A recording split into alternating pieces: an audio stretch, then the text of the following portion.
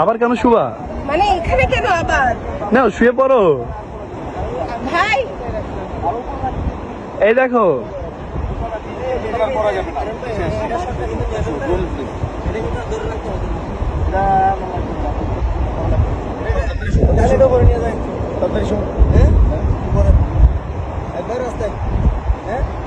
ভাইয়া এখানে কাকড়া আছে। কিছু করার না শুধু ওইটা ভালো ছিল ওই জায়গাটা।